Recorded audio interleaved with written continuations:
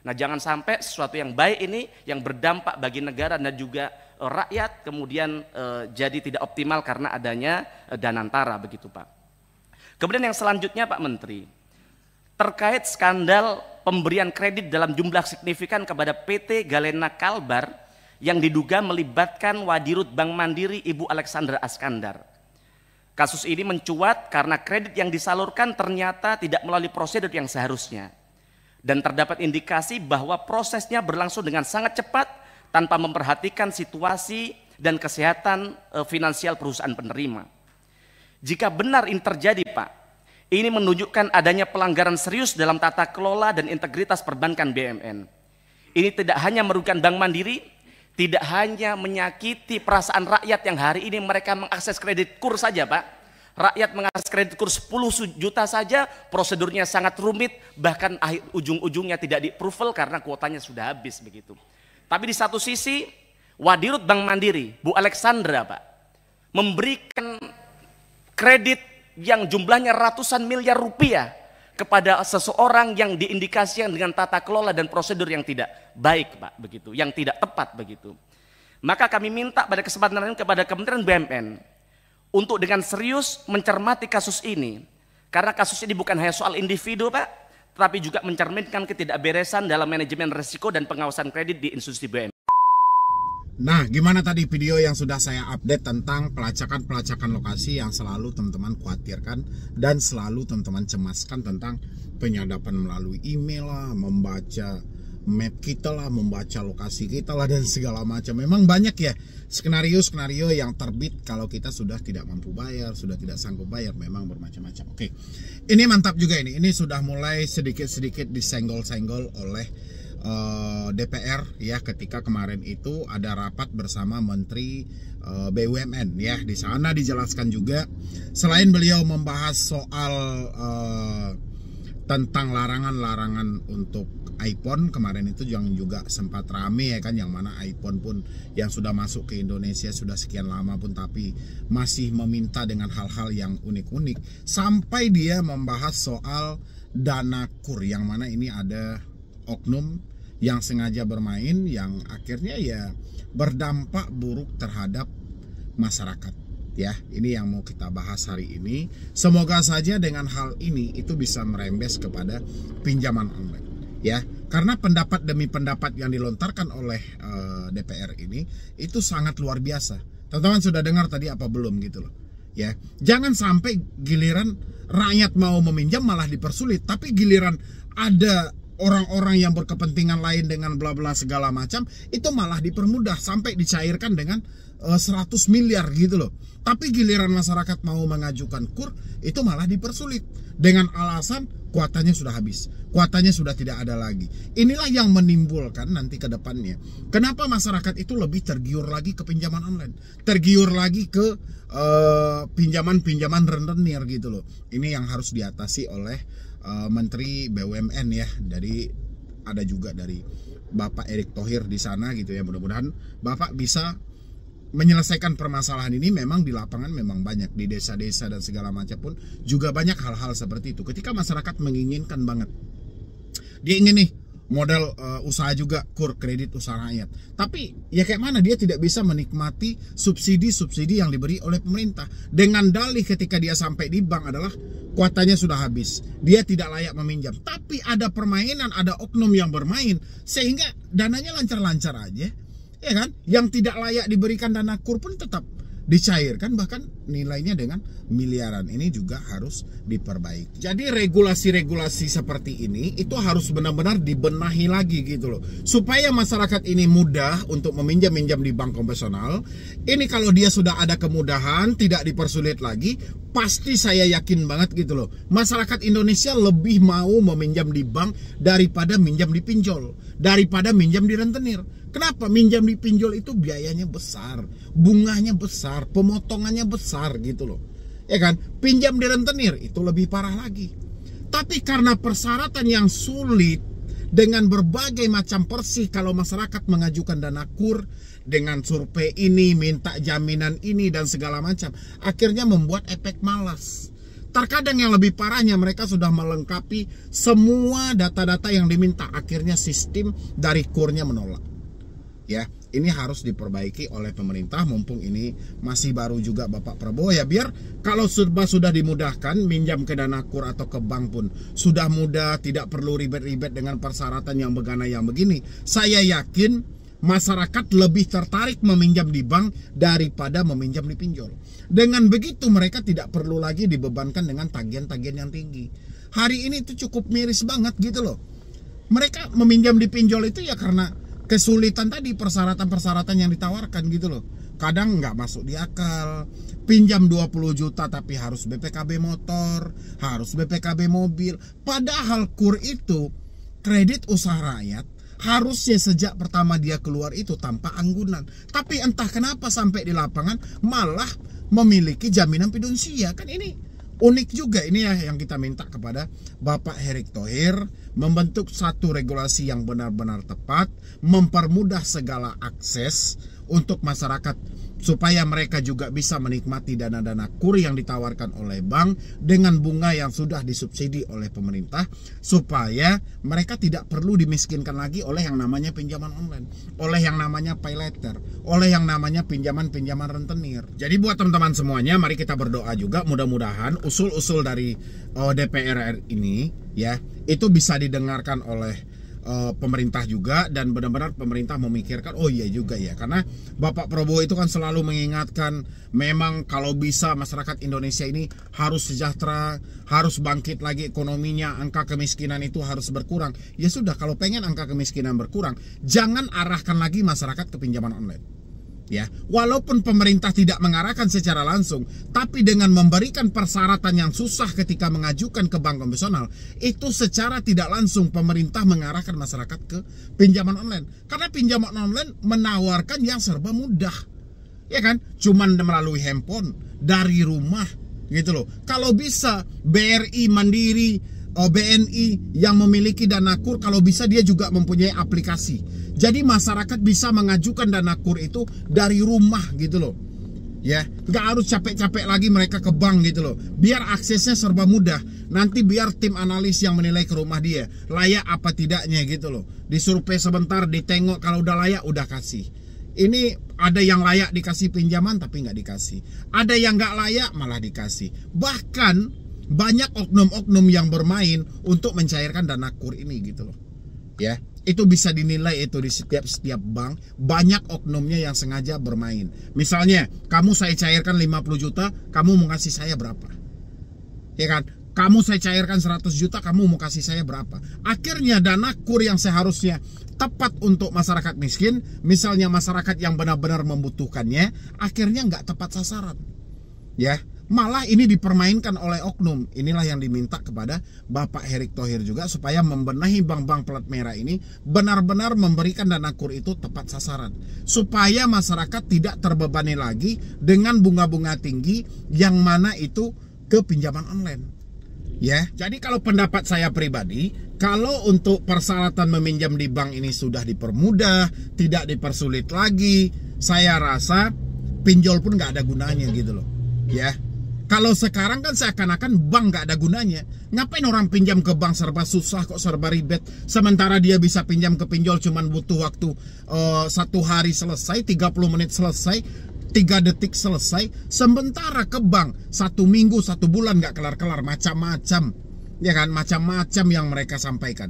Inilah belum pas, syarat inilah belum cukup, inilah yang diminta gitu loh. Makanya bentuklah program itu semudah mungkin. Kalau memang ia menyelamatkan masyarakat dari pinjaman-pinjaman yang kapitalis, tolong permudah syarat untuk meminjam di bank konvensional, biar masyarakat lebih mengarah ke bank konvensional daripada mereka mengarah ke pinjaman online. Ini miris juga ya kalau misalnya masih dipersulit sementara sudah disubsidi oleh pemerintah. Dan bagaimana juga menurut pendapat teman-teman semuanya, terutama yang menonton saya hari ini, isi pendapat Anda. Ya, benar apa tidak kalau persyaratan di bank konvensional itu mudah, orang-orang akan meninggalkan pinjol dan akhirnya pinjol akan mati dengan sendirinya. Ya kan?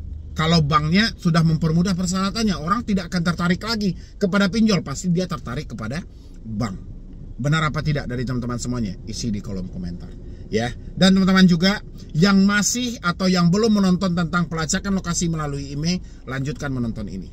Yo, assalamualaikum warahmatullahi wabarakatuh. Selamat sore buat teman-temanku semuanya, khususnya yang sudah ada di YouTube Solusi Hutang MB. Terima kasih banyak ya teman-teman yang menyempatkan waktunya untuk hadir di sini, kita berbincang di sini, kita berdiskusi di sini. Terima kasih banyak, selalu meluangkan waktunya ya. Oke. Ini masih banyak laporan demi laporan, ada yang telat bayar 9 aplikasi, ada yang telat bayar 8 aplikasi, ada yang telat bayar di 5, pokoknya lebih dari 3 aplikasi. Tapi permasalahannya itu nggak jauh-jauh beda ya, kalau nggak didatangi DC ke rumah sampai pelacakan lokasi melalui IMEI handphone. Yuk, ini buat teman-teman semuanya yang selalu ketakutan tentang pelacakan lokasi melalui IMEI handphone. Ini Anda bisa semain baik-baik, terserah Anda mau dapat chatnya itu baik di Adapundi ataupun dari Rupiah Cepat ataupun dari Uatas atau dari pinjam duit. Saya yakin semua chat yang Anda dapat itu mereka tidak pernah menyebutkan nama aplikasi mereka dari mana, mereka dari aplikasi mana, mereka tidak akan pernah menyebutkan gitu loh. Mereka hanya menyampaikan kami akan lakukan skip tracing, pelacakan lokasi, ya kan? Kami akan datangi rumahmu, kami akan tahu di mana tempat tongkronganmu. Bahkan ada yang melaporkan juga tadi, dia sudah ganti nomor, sudah hapus WhatsApp juga, sudah reset HP juga, tapi debt collectornya masih tahu, Bang. Apakah ini benar-benar mereka menyadap kita melalui IMEI handphone? Oke. Ini untuk teman-teman semuanya, terutama saya ambil aja yang galbay mungkin di 10 aplikasi saja. 10 aplikasi, mungkin aplikasinya kita nggak bisa tebak juga, karena dia setiap kali melakukan hal-hal seperti itu mereka tidak pernah menyebutkan nama aplikasinya, mereka dari mana, dari aplikasi mana, mereka tidak pernah menyebutkan. Mereka hanya menyebutkan itu kita akan lakukan skip tracing. Oke. Buat teman-teman yang sudah mengganti nomor, sudah mereset HP, sudah menghapus WA, habis itu debt collector tahu nomor terbaru Anda, dan Anda berpikir atau asumsi Anda berjalan, wah ini mereka sudah menyadap saya melalui IMEI. Jadi makanya kalau satu-satu melaporkan ke Polres mungkin rugi cuma 2 juta. Kan tetap disidik dengan prosedur yang sama. Kalau misalnya mau diperkarakan. Nah ini yang disampaikan oleh Pak Junaidi, kok saya yakin ini bahwa itu yang illegal itu, yang tidak berizin dari OJK. Makanya saya sampaikan ini di forum yang terbuka ini. Kalau ada perilaku ya anggotanya Mas Sunu dan semuanya ini, perilaku pinjol yang berizin dari OJK, berperilaku dan bertindak dengan bikin seperti anak-anak jin tadi itu, kita akan tindak dengan keras. Saya yakin kita akan cabut izinnya itu.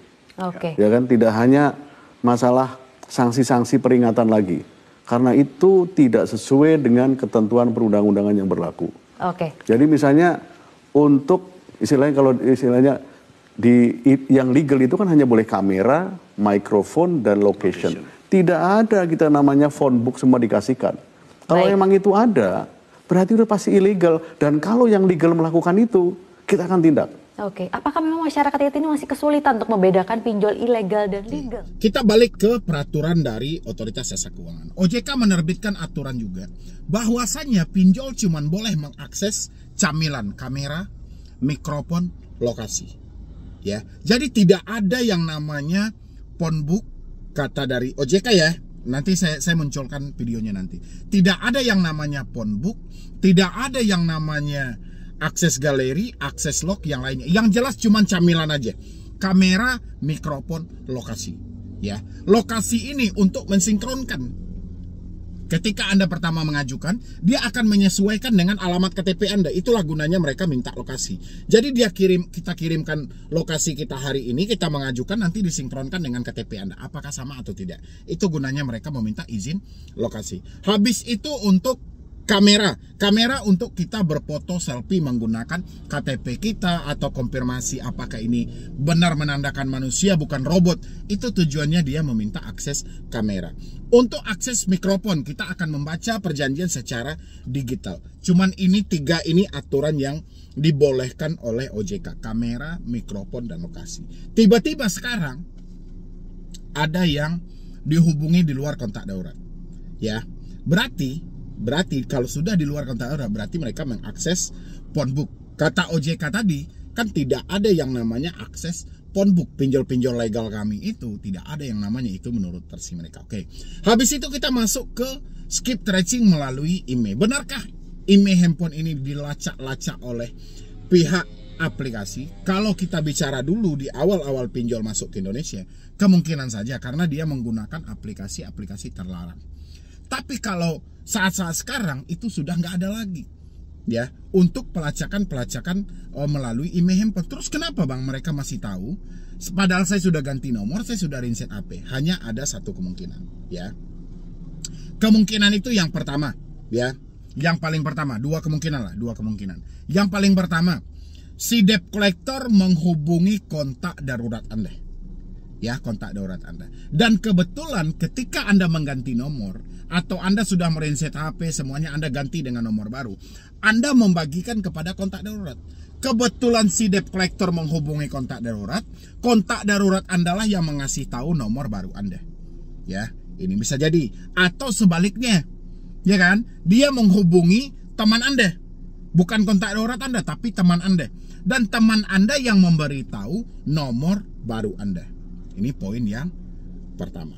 Yang kedua adalah, ini kita tidak bisa percaya juga dengan GSM atau penyedia layanan dari kartu handphone hari ini. Kita juga nggak bisa percaya, yang mana kita mendaftar dengan NIK dengan nomor kakak. Ini patut untuk kita curigai. Kenapa?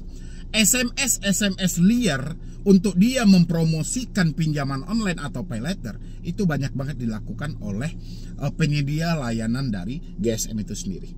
Ya, mereka menawarkan untuk Bank Neo lah, Yup lah, macam-macam lagi sebenarnya. Ada juga pinjol-pinjol legal umumnya dipromosikan oleh penyedia layanan dari kartu GSM yang kita gunakan. Bisa saja karena mereka mempunyai akses ke sana, data ini jebol. Ya, karena kita mengingat kita mendaftarnya itu pakai nomor kakak dan pakai nomor NIK. Oke, itu dua kemungkinan. Bagaimana caranya kita mengatasi bang untuk menguji benar apa tidak nomor handphonemu itu disadap melalui IMEI? Ya, melalui IMEI handphonemu itu kita uji lagi. Cabut kartumu, setelah dicabut, reset HP-mu itu ke setelan pabrik. Kembalikan ke pengaturan awal. Setelah dikembalikan ke pengaturan awal, masuk dengan nomor baru. Nomor baru ini usahakan daftar memakai NIK saudara atau NIK orang lain di luar dari nomor NIK-mu sendiri. Ya, pakai dulu. Habis itu jangan bagikan nomormu ke siapapun. Baik itu ke saudara, ke teman, atau tetangga atau apa, pokoknya jangan bagikan nomormu ke siapapun selama 2 minggu atau 1 bulan sejak terhitung kamu gagal bayar atau telat bayar atau jatuh tempo. Ya, coba dibagikan dulu. Kalau misalnya selama 2 minggu ya kita tidak membagikan nomor kita ke siapapun, tiba-tiba ada panggilan telepon atau ada SMS atau ada WhatsApp yang menyampaikan kita berhutang, oke, kita patut curiga dan kita patut meyakini bahwa ada sistem yang berjalan di IMEI handphone kita. Tapi kalau hal itu tidak ada, berarti penyadapan melalui IMEI itu nol besar dan itu hanya hoax untuk menakut-nakuti Anda, sengaja diiring oleh debt collector supaya Anda benar-benar ketakutan. Ya, paham ya teman-teman semuanya? Untuk mengujinya ya seperti itu. Kita praktekkan dulu. Jangan kita hanya percaya dengan katanya dan katanya, tapi kita cari juga faktanya ini gimana gitu loh. Benar apa tidak? Ya, yang kita butuhkan kan faktanya. Makanya uji dengan tadi. Reset dulu handphone, ganti nomor tapi daftarnya pakai NIK orang lain, bukan pakai NIK kita gitu loh. Dan standby kan handphone kita selama 1 minggu, 2 minggu atau 1 bulan. Jangan pernah bagikan nomor baru kita ke siapapun. Ya, baru kita bisa buktikan dan memahami bahwa ini benar disadap melalui IMEI atau tidak. Ya, habis itu lagi buat teman-teman semuanya, terkadang ini kita juga lupa ya, saya ingatkan juga. Banyak dari teman-teman itu yang membuat media sosial, medsos, menggunakan nama-nama asli Anda. Ya, menggunakan nama asli Anda. Habis itu, begitu dia mendapatkan nama media sosial Anda, kita juga selalu menyematkan nomor kontak. Terkadang kita lupa memprivat, kita lupa memprivasi. Ya, ini akan bisa juga berdampak mereka akan tahu lagi dengan nomor pribadi kita. Ya, Itu buat teman-teman semuanya. Jadi jangan ada lagi asumsi, bang, skip tracingnya sampai ke email handphone bang. Kemanapun kita pergi mereka akan tahu. Ya teman-teman semuanya, jadi jangan terlalu percaya dengan hal-hal yang seperti itu. Insya Allah semuanya akan baik-baik saja. Jadi kalau memang Anda masih kurang yakin bahwa handphone Anda itu akan disadap juga melalui email, ya coba buktikan seperti yang saya bilangin tadi. Cabut nomor Anda dulu, reset HP Anda ke setelan pabrik. Masuk dengan nomor baru tapi daftar dengan nick dan nomor kakak yang berbeda. Ya, standby kan handphone Anda dalam keadaan aktif mulai dari sinyal internetnya sampai handphone itu masih bisa ditelepon. Tapi jangan pernah bagikan nomor Anda ke siapapun dulu. Tahan HP Anda selama 2 minggu. Ya, tahan HP Anda selama 2 minggu. Jangan pernah bikin-bikin media sosial dulu menggunakan nomor handphone Anda itu. Ya, udah. Kita buktikan benar apa tidak. Oke, jadi teman-teman jangan terlalu bang ini banyak hal yang ketakutan tadi itu. Terserah Anda mau galbay di mana, mau dipinjol ini, mau dipinjol ini, mau pinjol, terserah. Yang penting kita buktikan dulu benar apa tidak. Kalau misalnya sudah tidak benar dan tidak terbukti, ya sudah, teman-teman jangan pernah berpikir lagi itu penyadapan melalui email handphone. Ya, mungkin dari saya cuma itu aja buat teman-teman semuanya, terutama Anda yang masih takut dengan skip tracing, pelacakan lokasi lah, di mana tempat kita nongkrong lah, inilah dari pinjol ini, dari pinjol ini. Yang jelas, seperti di awal yang saya sampaikan tadi, sehebat apapun debt collector dalam mengancam, akhir-akhir ini mereka tidak berani lagi menyebutkan nama aplikasi. Yang berani menyebutkan nama aplikasi ketika menagih hanya pinjol ilegal.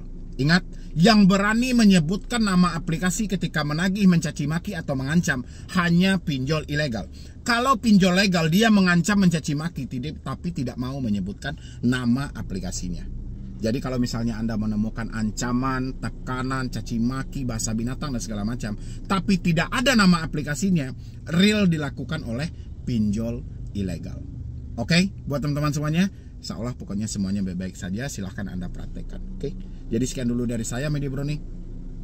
Wassalam.